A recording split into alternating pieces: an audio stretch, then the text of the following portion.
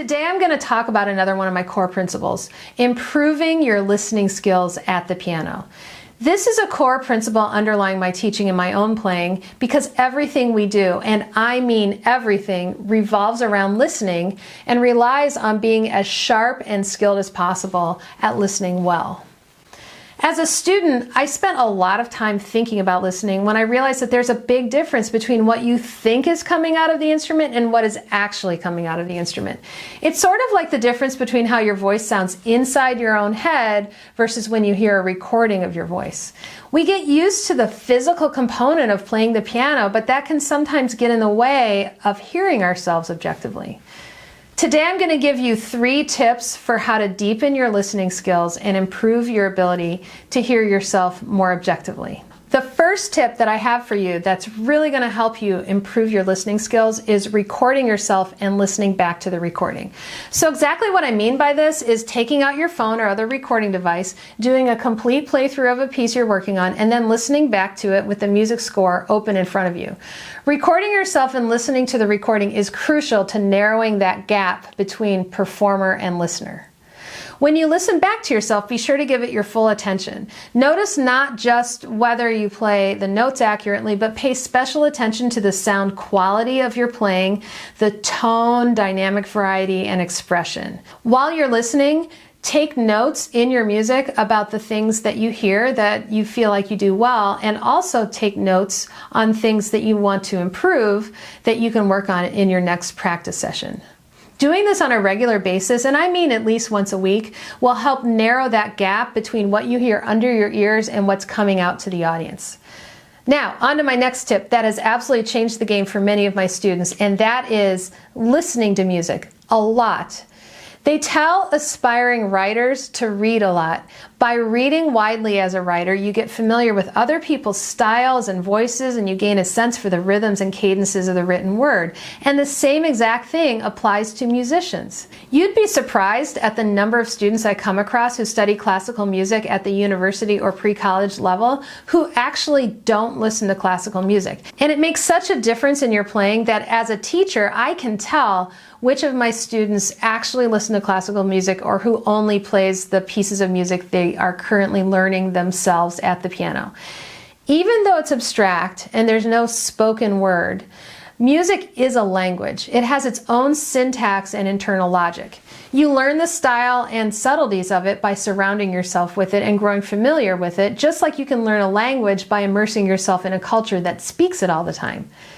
It's helpful to remember that you didn't always play the piano. Listening to music came first and presumably brought you a lot of pleasure and joy. In fact, it's probably one of the reasons that you got interested in playing the piano in the first place. So, my suggestion is listen to as many performances as you can, both live and recorded. If you don't know where to start, or if you don't just want to listen randomly to a whole bunch of classical music, which by the way is not a terrible idea, I suggest you use the pieces you're currently learning as a starting point. For example, when you're working on a piece, listen to the whole piece you're learning.